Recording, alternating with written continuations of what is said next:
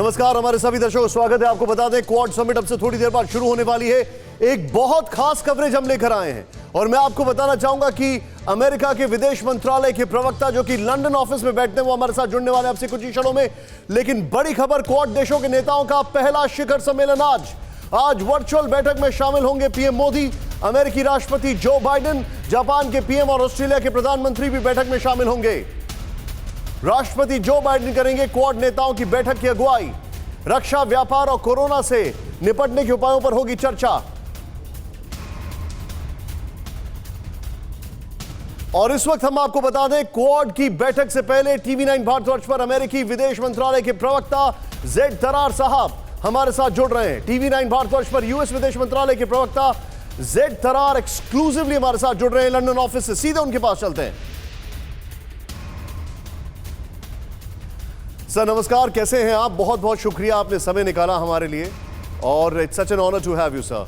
पहला सवाल सर जो हर एक के मन में है, आप जो क्वाड है उसके फ्यूचर को कैसे असेस कर रहे हैं, क्योंकि बहुत लंबा समय से ये चलता आ रहा है, तो what is the future of quad आपके अनुसार?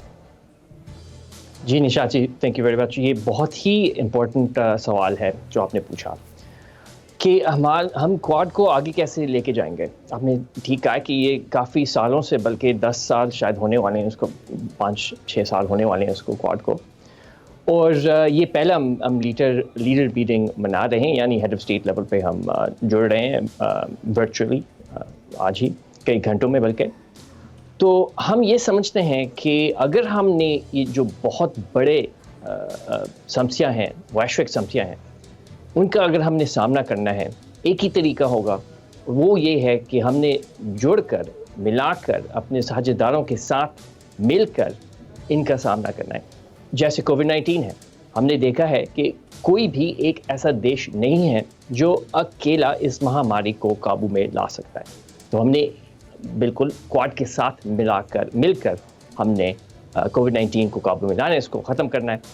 क्लाइमेट चेंज है जो कि ये भी बहुत ज़ाहिरी बात है कि अगर आप अकेला एक देश अपने कार्बन एमिशंस को कम कर रहे, उसका फ़ायदा नहीं है। बल्कि अगर हम खुद यूनाइटेड स्टेट्स दुनिया में सबसे बड़े इमिटर्स हैं, लेकिन वो भी हम सिर्फ 15% पर हैं, यानी कि अगर उसको हम 0 पे भी लेके जाएं तो ये मसला हल नहीं हुआ। तो ये भी बहुत इंपॉर्टेंट चीज़ है कि हमने मिलाकर अपने काम को मिलाकर क्वाड के साथ काम करना है। और भी बहुत सारे चैलेंज, ग्लोबल इकॉनमी भी शामिल है इसमें, साउथ चाइना सी और फ्रीडम ऑफ नेविगेशन भी शामिल है। क्वाड के जो फ्यूचर है उसमें भी बहुत सारे होंगे। लेकिन शायद सबसे इम्पोर्टेंट बात ये है कि जब आप दुनिया के ताकतवर डेमोक्रेसीज़ को एक मेज़ पर बैठाकर आप चर्चा करते हैं, तो आप बहुत सारे वैश्विक समस्याओं का सामना कर सकते हैं। अब सर आपके जो मुझे ऑपरेटिव वर्ड्स यहाँ पर लगे, पहला तो आपने कहा दुनिया की सबसे ताकतवर डेमोक्रेसीज, ये बड़ा महत्वपूर्ण है जो आपने क्वाड के परिप्रेक्ष्य में इस बात का आपने आलेख किया। दूसरा आपने कहा वैश्विक समस्या, और उसमें आपने कोरोना का जिक्र किया, क्लाइमेट चेंज का आपने पहले भी मुझसे इस बारे में वार्तालाप किया था, लेकिन कोरोना के लिहाज से मैं आपसे समझना चाहूँगा ये 4 देश क्वाड के, इनका कितना बड़ा रोल होगा आने वाले समय में, खासकर भारत जो कि वैक्सीन के लिहाज से एक बहुत बड़ा ग्लोबल वैक्सीन प्रोवाइडर बनता जा रहा है।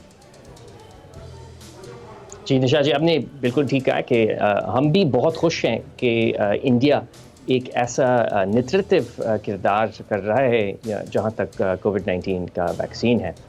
और बिल्कुल आज यही चर्चा हमने करना है क्वाड के ज़रिए कि हमने कोविड-19 को काबू में कैसे लाना है, और सिर्फ कोविड-19 नहीं, बल्कि हमने जो फ्यूचर में आने वाले जो महामारी हैं उनको हमने कैसे रोकना है। क्योंकि हमने देखा है कि अगर आपने शुरू में उसको काबू में ले लिया तो ये बहुत ही इंतहाई फ़ायदेमंद चीज़ है, क्योंकि जब एक दफ़ा ये महामारी फैल गया तो बहुत ही मुश्किल है इसको रोकने के लिए। तो हम ये चाहते हैं कि सिर्फ कोविड-19 नहीं, बल्कि पूरे जो वैश्विक हेल्थ सिस्टम है उसको हमने मजबूत करना है। इसीलिए हम WHO में वापस आए हैं, इसीलिए हमने $2 बिलियन दिए हैं ग्लोबल कोवैक्स जो प्रोग्राम है और भी $2 बिलियन देने के लिए तैयार हैं साल के अंदर अंदर। एक समय पर अगर कोई मुल्क इकट्ठा होते हैं तो वो समय अपने आप में निर्धारित करता है कि आखिर उनका फोकस या उनका इरादा किस ओर है। इन सब का एक साथ आना, इतने बड़े मुल्कों का, और इसमें चीन का ना होना, ये इंगित करता है कि चीन एक सबसे बड़ी चुनौती है क्वाड की। क्या ये समझा जाए? जी, हम ये समझते हैं कि क्वाड जो है ये सिर्फ आप एंटी चाइना या सिर्फ चाइना का मुकाबला करने का नहीं है हमारे प्लान।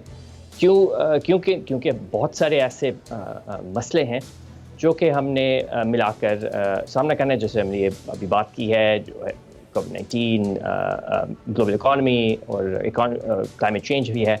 तो सिर्फ चीन नहीं है, लेकिन ये कहते हुए बिल्कुल आप ठीक कह रहे हैं कि चीन भी एक ऐसा देश है जो ये मैं स्पष्ट तरीके से आपको बता सकता हूँ, हमारा रिलेशनशिप काफ़ी मुश्किल है चीन के साथ इस वक्त। ये ज़ाहिरी बात है, आप भी जानते हैं। लेकिन हम नहीं समझते कि चीन एक ऐसा देश है जो आप कह सकते हैं कि अमेरिका का दुश्मन है। हम नहीं समझते कि ऐसा है। हम ऐसे समझते कि एक मल्टी फैसेटेड रिलेशनशिप है, यानी कि जहां हम उनके साथ काम कर सकते हैं, जैसे या मजबूरन हमने काम करना है, जैसे क्लाइमेट चेंज पर है वो हम करेंगे, लेकिन जहां हमने मुश्किल सवाल उठाना है, जैसे कोविड-19 के शुरुआत हैं, उसके ओरिजिन्स हैं, वो हमने करने, वो भी बिल्कुल हम करेंगे।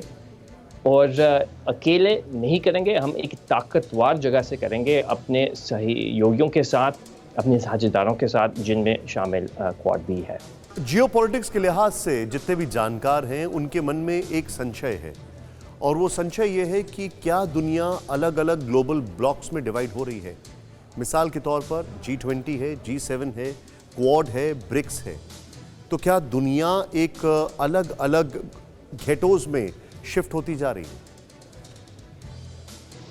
हम नहीं समझते कि ऐसा हो रहा है, बल्कि हम ये समझते हैं कि जब आप जितने भी ये जो स्ट्रक्चर्स हैं, जैसे आपने इज़हार किया G7, G20, ब्रिक्स भी हैं, जब आप उनके साथ मिलकर काम कर रहे हैं तो ये बहुत फ़ायदेमंद है। G7 के मिसाल मैं आपको देता हूँ। G7 भी खुद एक ऑर्गेनाइजेशन के तौर पर कोवैक्स प्रोग्राम के साथ काम कर रहे हैं, और G7 के ज़रिए भी हम कोविड-19 के लिए हम हरा रहे हैं। G20 भी आप ले लें, वो भी एक बहुत ही इम्पोर्टेंट ऑर्गेनाइजेशन है जहाँ तक वैश्विक समस्या है। और अगर आप बल्कि WHO ले लें, यूनाइटेड नेशंस ले लें, जहाँ भी आप एक ऑर्गेनाइजेशन ले लें, उसका सिर्फ फ़ायदा ही हो सकता है अगर ये ऑर्गेनाइजेशन एक अंतर्राष्ट्रीय लेवल पर है, जैसे आसियान भी है। हम समझते हैं कि आसियान का एक नेतृत्व किरदार है इंडो पैसिफिक में। तो मैं नहीं ये समझता कि ये जो इंटरनेशनल एंगेजमेंट्स है ये कभी कोई बुरा माना जा सकता है। बिल्कुल नहीं, कतई बुरा नहीं होगा, लेकिन बस सवाल ये था कि क्या अलग अलग ब्लॉक्स हैं, जिसका आपने बखूबी जवाब भी दे दिया। एक सवाल मन में है, वो हर एक के जहन में बार बार ये आता है कि भारत और अमेरिका के संबंध कैसे होंगे। क्वाड हमने जो देखा, प्रेसिडेंट ट्रंप साहब ने कहा था कि समिट लेवल नहीं होगा, लेकिन जो बाइडेन साहब ने तुरंत समिट लेवल इसकी बैठक करा रहे हैं, जो कि अपने आप में एक ऐतिहासिक क्षण है। क्या आपको लगता है कि क्वाड की रूपरेखा जो है वो अब अपने जिसको कहा जाए क्लाइमैक्स पर पहुंच रही है, जहां पर अब ये एक बहुत अच्छे तरीके से ये आने वाले समय में एक नया ग्रुप बनकर सिर्फ मिनिस्टीरियल लेवल पर नहीं, लेकिन बहुत सीनियर लेवल पर, बल्कि स्टेट हेड्स के लेवल पर अब ये दौर जो है आगे बढ़ता रहेगा? बिल्कुल निशांत जी, आप ठीक कह रहे हैं, बल्कि मैं ये कहूँगा कि ये सिर्फ क्वाड का शुरुआत है। बिल्कुल यहाँ से हम शुरू कर रहे हैं ये जो लीडर समिट है। हम नहीं समझते कि अब सिर्फ हमने काम कर दिया, बल्कि यहाँ से हम फिर आगे जाएंगे इकट्ठे अपने एलाइज के साथ। और मैं ये भी कहना चाहूँगा कि हम इसलिए इतना फोकस डाल रहे हैं क्वाड पर। हम समझते हैं कि जब आपने जो मुश्किल सवालात हैं दुनिया भर में, आपने उनका सामना करना है, एक ही तरीका होगा, और वो तरीका ये है कि आपने ताकत के ज़रिए इनका सामना करना है। और हमारी ताकत क्या है, जो आप अमेरिका को ले लें, तो वो ये है कि हम एक बहुत बड़ी डेमोक्रेसी हैं और हमारे एलायंस साझेदारों जो हैं उनके ज़रिए हमारी मजबूती है एक अंतर्राष्ट्रीय स्टेज पर।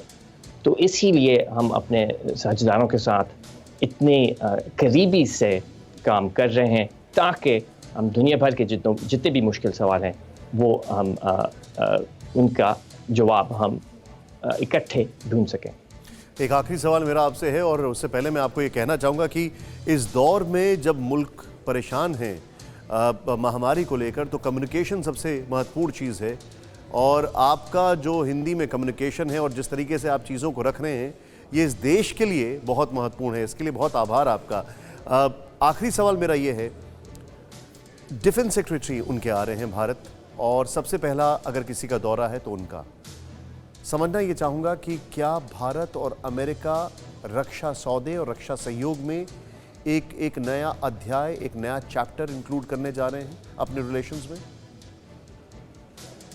मैं नहीं कहूँगा निशांत जी, पहली बात ये कि शुक्रिया बहुत बहुत। दूसरी बात ये कि मैं नहीं कहूँगा कि ये नया चैप्टर है, क्योंकि अगर आप हमारे जो हिस्ट्री है, अगर आप 10 साल 20 साल देख लें तो बहुत करीब हमारे राष्ट्र सहयोगी है।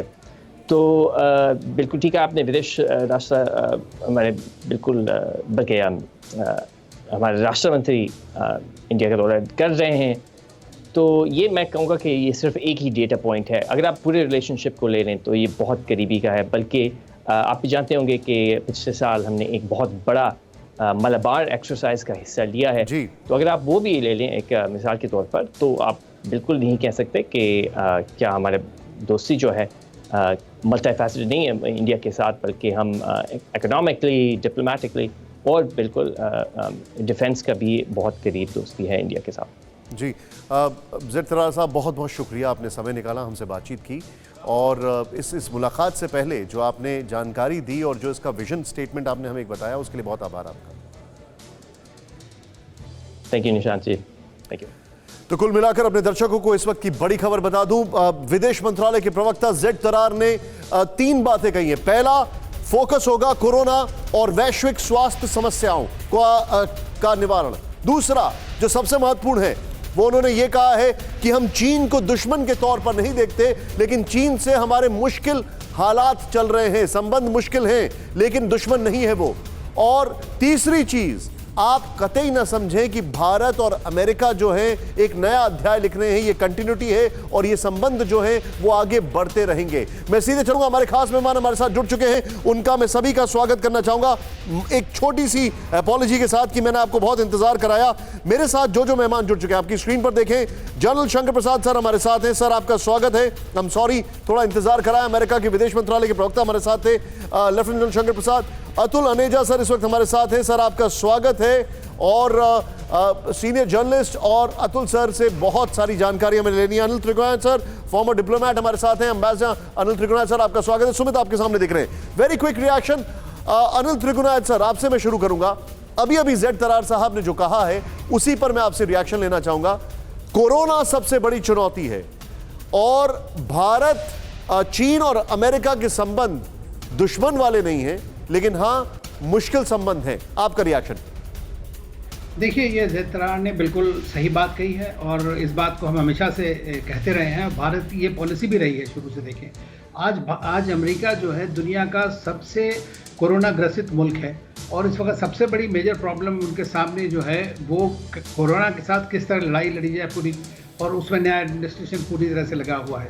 और भारत ने इस बीच में अपने आप को एक बहुत ऊपर ला करके दिखाया है, जहां दुनिया में 65-67 देशों को हमने ऑलरेडी वैक्सीन सप्लाई करी है और वेस्टर्न कंट्रीज़ को भी काफ़ी किया दुनिया भर में, और उससे भारत ने दिखा दिया है। तो इसलिए ये अपनी एक भारत की क्रेडिबिलिटी है कि एज ए वैक्सीन हब आएगा। तो इसलिए एक मेजर वो है कि चारों कंट्रीज मिलकर के, और जहां हमने सुना है कि शायद $70-80 मिलियन यूएस गवर्नमेंट भारत में लगाएगी ताकि वो और ज़्यादा होगा।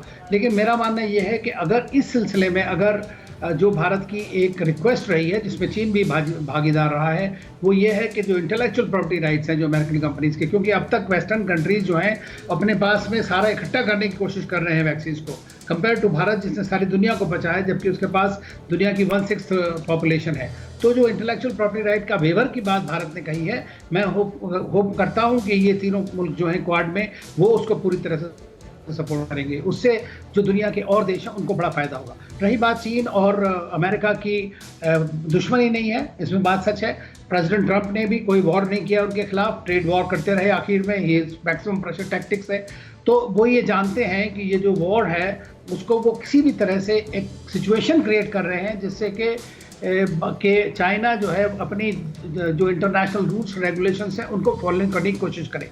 अगर आप देखेंगे तो 18 तारीख को 2+2 मीटिंग होने वाली है, जो ब्लिंकन और सलीवान के बीच में और चाइनीज वांगी और उनके बीच, दोनों के बीच में होने वाली है। सर मैं आपको रोकूंगा, यहां पर मैं रोकूंगा। उस बैठक के बारे में मेरे पास कुछ इंफॉर्मेशन है, वो सवाल मैं आपसे तब पूछूंगा, लेकिन एक क्विक रिएक्शन। जनरल प्रसाद मेरे साथ हैं सर, आपसे, और फिर मैं अतुल सर के पास आ रहा हूं। बहुत क्विकली सर, ये जो एक फोकस एरिया बताया गया है और वो सीधे तौर पर यह बताया गया है कि हम कोरोना, क्लाइमेट चेंज और आने वाले दौर में किस तरीके से हमारी चुनौतियां उसको डेमोक्रेटिक कंट्रीज मिलके साथ निपटाएंगे। आपको लगता नहीं है कि इतनी तेजी से इसकी समिट लेवल टॉक होना ये एक बहुत स्ट्रांग मैसेज है चाइना को?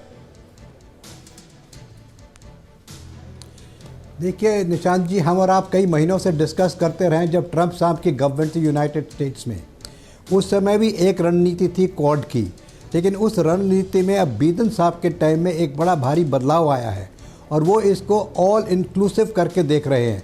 यानी कि केवल एक ही ऑब्जेक्टिव नहीं है बल्कि कई एक ऑब्जेक्टिव की तरह से देख रहे हैं। सबसे बड़ी चीज़ जो इसमें यह है, China continues to remain the main objective, इसमें कोई दो राय हो नहीं सकती जी। दूसरी बात जो नई उभर के आ रही है वो कोरोना वैक्सीन के बारे में आ रही है, कोविड के बारे में आ रही है। तीसरा जो बात हो रहा है वो मैरीटाइम सिक्योरिटी की बात हो रही है, as a whole maritime security. और चौथी जो हो रही है वो बातचीत हो रही है at economic cooperations. And last बात जो हो रही है वो क्लाइमेट चेंज की बात हो रही है।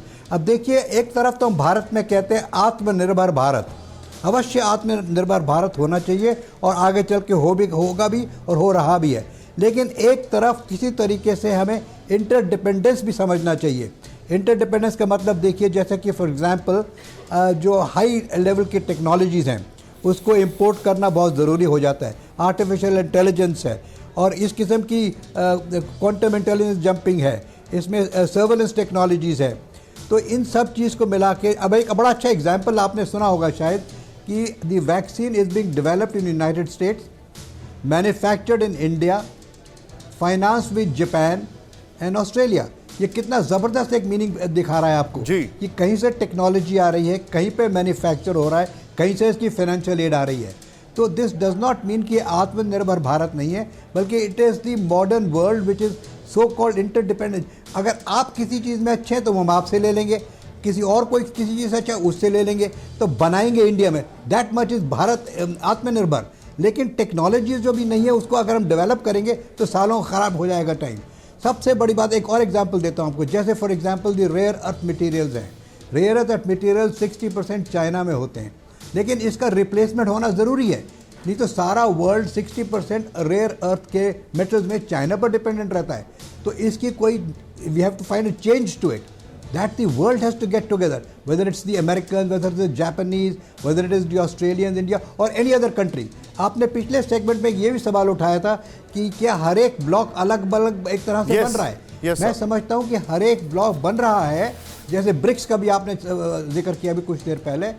Every country is looking at it self interest. हमारा इंटरेस्ट कहाँ है? अगर हमारा इंटरेस्ट फुलफिल होता है ब्रिक्स के अंदर तो हम ब्रिक्स के मेंबर हैं, हमारा इंटरेस्ट फुलफिल हो रहा है क्वाड के अंदर, हम क्वाड के मेंबर हैं।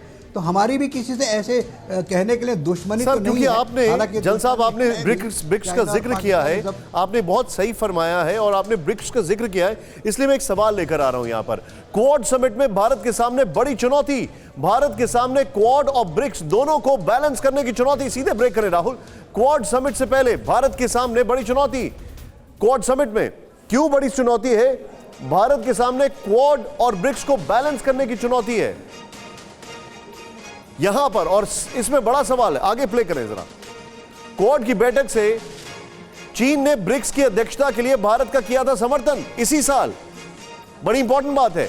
और यहां पर क्वाड की बैठक से चीन के साथ तनाव बढ़ने के संकेत, ऐसे अंदेशा है, ऐसा लगता है। मैं सीधे आपको लेकर चलूंगा, हमारे पे कुछ सवाल है यहां पर, और इन सवालों के जवाब के लिए मैं सीधे अपने खास मेहमानों के पास चलूंगा। ये जरा प्ले करें यहां पर, जो अभी जनरल साहब ने कहा, जो आपको त्रिगुणायत सर ने कहा, देखें आप यहां पर प्ले करें। क्वाड वर्सेस ब्रिक्स, भारत की चुनौती, यहां पर देखें आप एक एक चीज। क्वाड एंटी चीन एंटी रूस ये कहा जाता है, ब्रिक्स प्रो चीन प्रो रूस, यहां पर चेंज करें। नेक्स्ट वो ये देखें, क्वाड चीन रूस का दखल नहीं, ब्रिक्स रूस जापान ऑस्ट्रेलिया का दखल नहीं, यहां पर चेंज करें। वो ये है, क्वाड की बात करें तो चीन के ऊपर दबाव बढ़ेगा, ब्रिक्स भारत चीन के बीच सहयोग बढ़ेगा, यहां पर चेंज करें। वो एक और चीज आपको दिखाऊं, रक्षा से जुड़ा गठबंधन क्वाड है, ये समझें आप। ब्रिक्स जो है वो व्यापार से जुड़ा गठबंधन है, क्योंकि यहां पर रक्षा की बात हो रही है और शायद इसके डायनेमिक्स और चेंज होंगे। नेक्स्ट चेंज करें, वो यहां पर भारत चीन तनाव से ताकत मिली क्वाड को, लेकिन ब्रिक्स की अगर बात करें तो भारत चीन तनाव से झटका लगा ब्रिक्स को, यहां पर। नेक्स्ट चेंज ओवर करें, भारत अहम सहयोगी क्वाड में, चीन ने अध्यक्षता के लिए समर्थन किया है। यह बड़ी इंटरेस्टिंग है। राहुल, सिर्फ इसी ग्राफिक्स के साथ आइए, और हमारे सामने जो सवाल यहां पर है, मैं सीधे अपने खास मेहमानों के पास चलूंगा। और सबसे पहले मैं यहां पर एक चीज जानना चाहूंगा। अतुल सर मेरे साथ हैं। अतुल सर, ये जो चीजें हमारे सामने आई हैं, इन चीजों को लेकर अब हम लोग क्या समझें? खासकर ब्रिक्स और क्वाड, भारत के लिए एक टाइट रोप वॉकिंग होगी।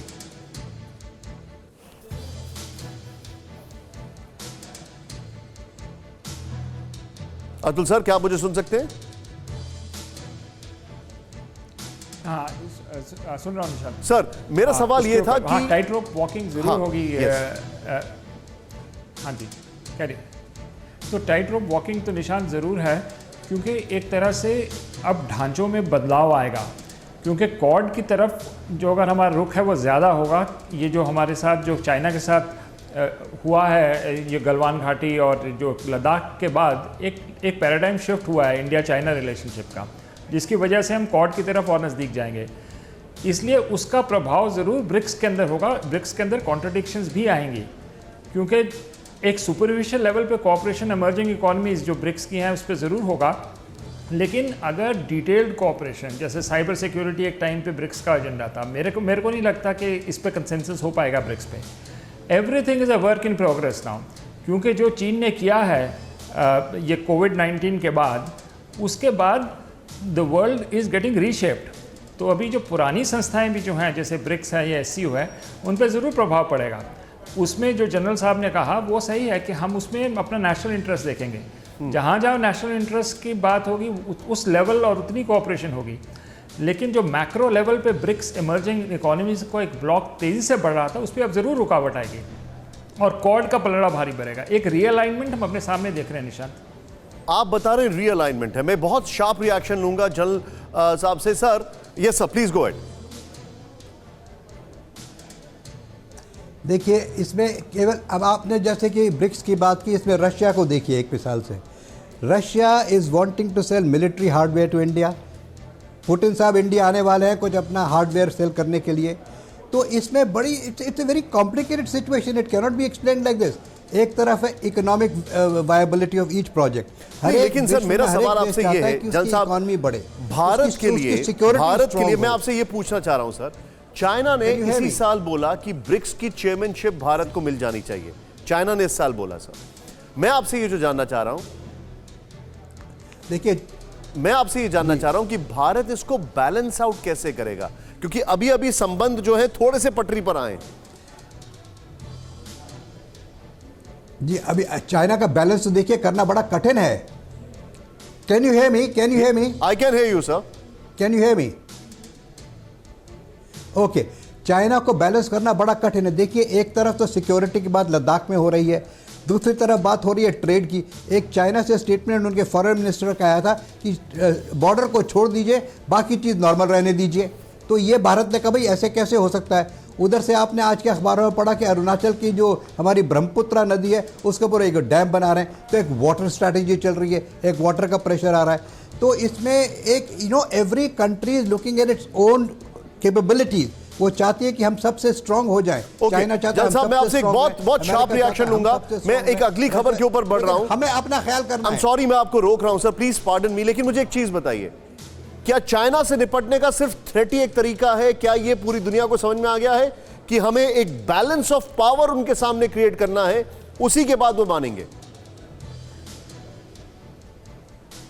बिल्कुल ठीक कहा आपने। देखिए, चाइना को मानना पड़ेगा क्योंकि भारत एक इकोनॉमिकली स्ट्रांग की तरफ बढ़ रहा है, भारत एक मिलिटरीली स्ट्रांग बढ़ रहा है, भारत एक इंफ्रास्ट्रक्चरली स्ट्रांग बन रहा है, भारत की पॉलिटिकल पावर स्ट्रांग है, भारत की सरकार एक नई तरीके से उभर कर आ रही है, भारत की जो इकोनॉमी है वो दूसरी तरह से निकल रही है।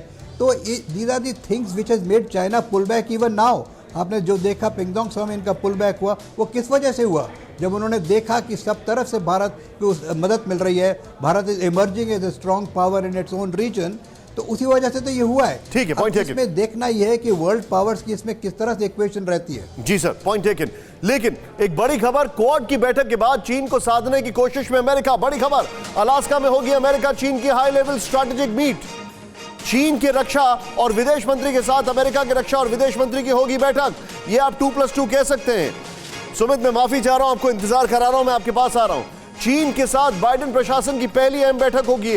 ट्रेड वॉर के बीच अमेरिका चीन हाई लेवल स्ट्रैटेजिक बैठक पर नजर। और यहां पर हम कुछ सवाल लेकर आ रहे हैं। आइए जरा यहां पर तेजी से, और फिर ये सवाल हमारे पैनलिस्ट से मैं पूछूंगा। आइए प्ले करें यहां पर बहुत तेजी से। अमेरिका का यहां पर ये समझें आप, अमेरिका का चीन के साथ क्या बैलेंसिंग एक्ट है? क्या अमेरिका अभी भी चीन को खफा करने से डरता है? जूम इन करें प्लीज इसको सतपाल जी, जो कैमरा पर है।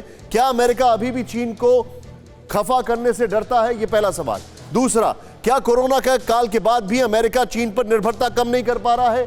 तीसरा, क्या चीन की आर्थिक ताकत का सामना अमेरिका अपने रक्षा सौदे से करना चाहता है? मैं सीधे चलूंगा यहां पर ये तीनों सवालों के साथ। मेरा सीधे सीधे सवाल है अनिल त्रिगुनाथ सर से। सर, जिस चीज को आप हिंट कर रहे थे, आई हैड समथिंग उससे, इसीलिए मैं आपको बता नहीं पा रहा था। Now I will ask you sir, क्या चीन को लेकर अमेरिका अभी भी मैं कहूंगा नहीं डरता है, लेकिन क्या चीन के सामने अमेरिका अभी भी उसकी एक न्यूसेंस वैल्यू है, उसकी डिपेंडेंस है, क्या अभी भी है? देखिए, अगर आप देखें हिस्टोरिकली तो अमेरिका ने ही जो चीन की जो इकोनॉमिक माली ताकत जो बढ़ाई है, सेकंड लार्जेस्ट इकोनॉमी बनाने में अमेरिका की, और दूसरी जो वेस्टर्न कंट्रीज हैं उनका काफ़ी हाथ है। दूसरी चीज़ आप ये देखें कि क्वाड के भी जो 4 कंट्रीज़ हैं उसमें ऑस्ट्रेलिया और जापान आज भी वो RCEP के मेंबर्स हैं। इंडिया उसमें ऑप्ट आउट कर गया है, अमेरिका उसमें नहीं है। लेकिन अमेरिका जो है वो नंबर 1 और नंबर 2 पावर्स हैं आज की डेट में, आप ये देख रहे हैं। तो अमेरिका ने क्लाइमेट चेंज जैसा एक मैटर है, मान लीजिए, उसमें वो अकेले अमेरिका नहीं कुछ कर सकता है, या खाली क्वाड कंट्रीज नहीं कर सकते हैं, क्योंकि चाइना का एक बहुत बड़ा रोल है उसमें। इसी तरह इंटरनेशनल ऑर्गेनाइजेशंस में मल्टीलैटरलिज्म में अगर आपने देखा होगा तो चीन और रशिया ने मिलकर के एक नया एक ऑर्गेनाइजेशन खड़ा कर लिया यूनाइटेड नेशंस में अभी कल परसों में, जिसका मतलब ये है कि जो एंटी यूनिलैटरल मेजर्स जो फोर्स यूज़ करते हैं, तो दैट डायरेक्टली अगेंस्ट अमेरिका। तो मैंने शुरू में भी कहा है कि अमेरिका उनके साथ वॉर नहीं चाहता है, कंटेन करना चाहता है, और कोशिश चाहता है कि किसी तरह से एक फोर्स प्रोजेक्शन होता रहे, ताकि चीन जो है वो दूसरे मुल्कों के ऊपर में अधिक्रमण ना कर पाए। ये एक चीज़ है। दूसरी चीज़ ये है कि अगर you don't burn the boat like that is very fact. दूसरी चीज़ ये है कि अगर आज आप मान लीजिए उनकी जो ग्लोबल वैल्यू सप्लाई चेन्स को कर्टेल करने की कोशिश करें, तो आपके पास में सारा इकोनॉमिक स्ट्रक्चर ढांचा बिल्कुल ख़त्म हो जाएगा, उस तरह से प्रॉब्लम आ जाएगी सबसे ज़्यादा।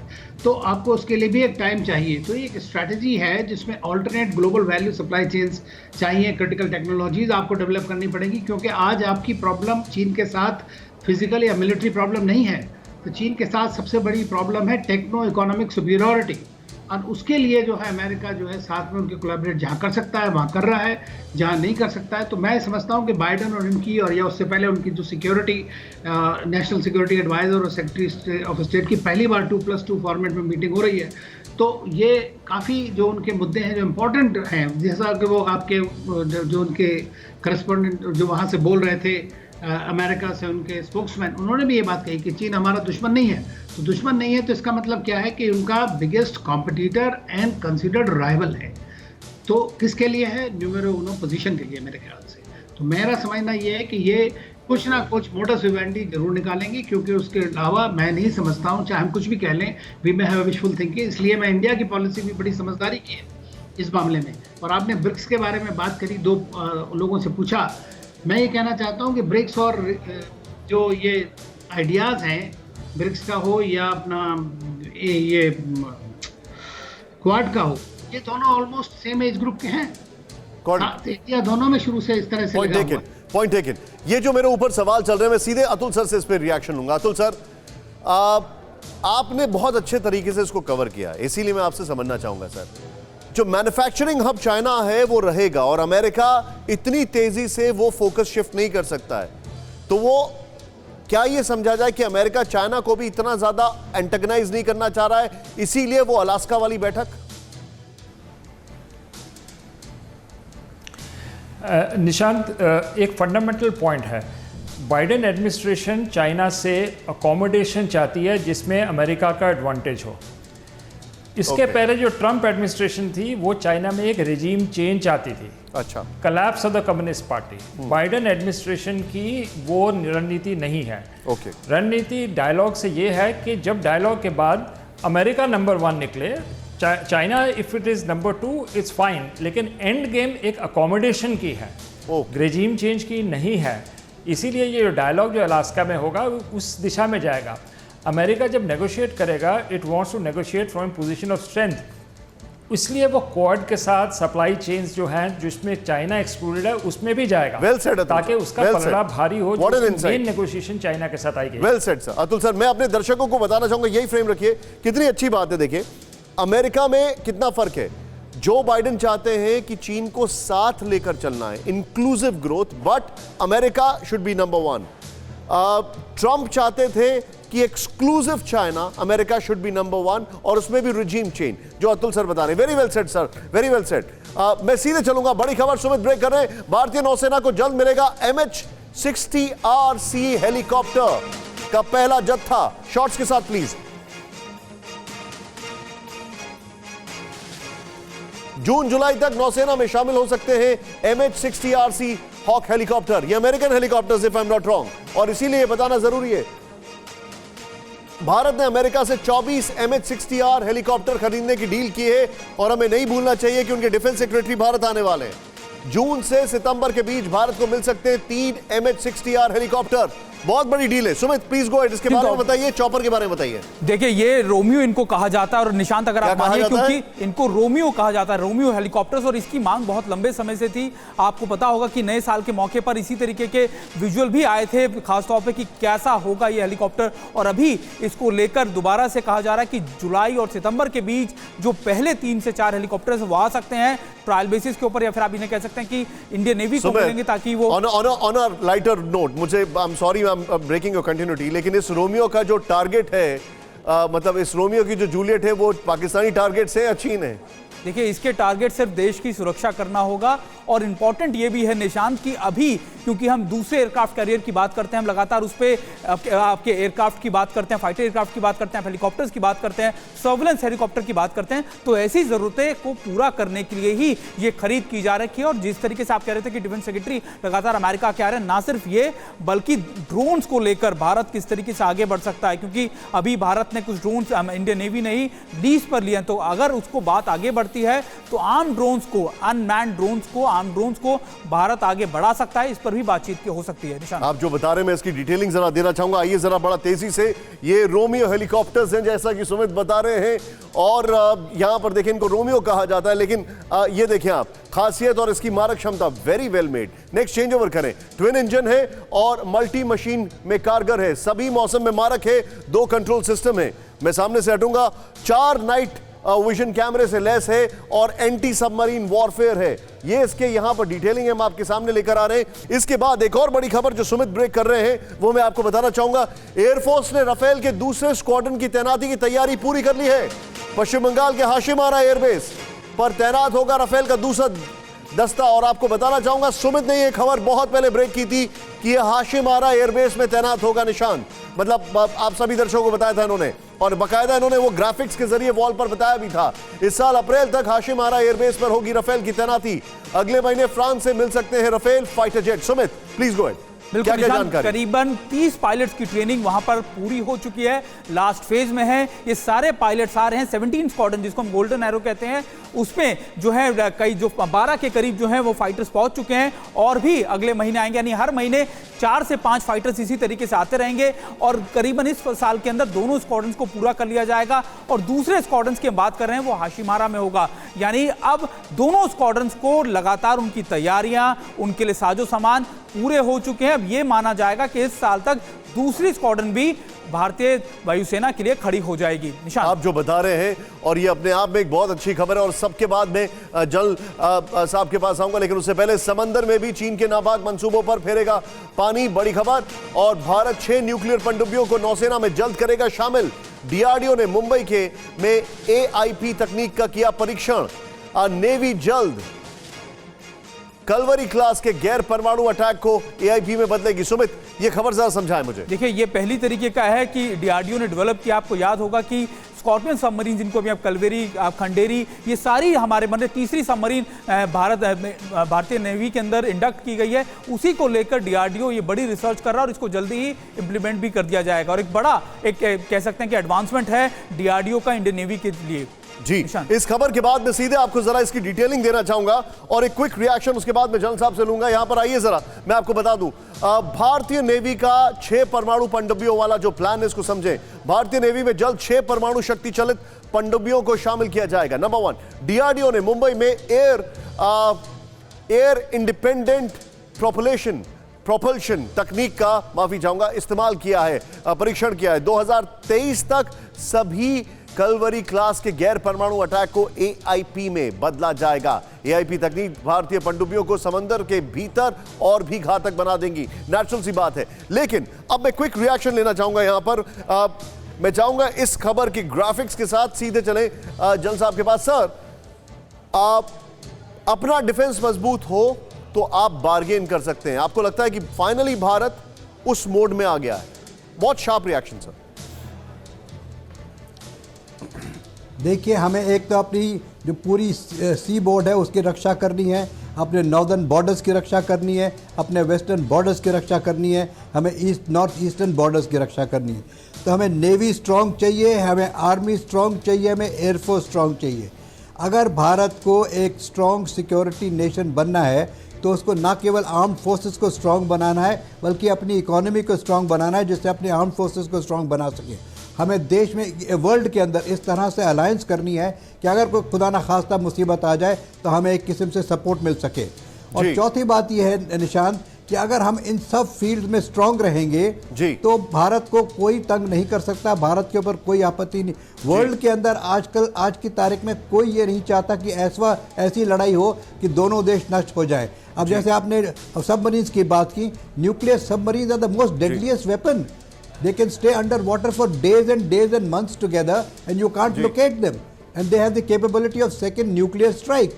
So इस तरह से जब हमारे सबके पास इस तरह से मिलिट्री और कैपेबिलिटी आ जाएगी, इकोनॉमिकली देश स्ट्रांग रहेगा, with a strong political leadership, obviously we will prosper. Every country. Point taken sir. I am sorry मैं आपको रोकूंगा, I am short of time. आप सभी का बहुत बहुत शुक्रिया, लेकिन इस शो को क्लोज कर रहा हूं बड़ी खबर के साथ। जेड तरार साहब, अमेरिकी विदेश मंत्रालय के प्रवक्ता ने जो हमसे बातचीत की है, सीधे फ्लैश करें इस वक्त की बड़ी खबर। चीन के साथ अमेरिका के संबंध जटिल, जेड तरार ने कहा।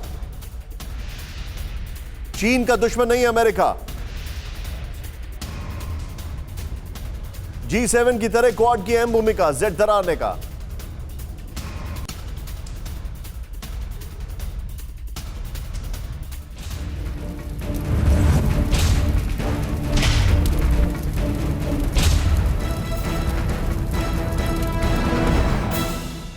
फिक्र आपकी, सोमवार से शुक्रवार रात 9 बजे सिर्फ TV9 भारतवर्ष पर।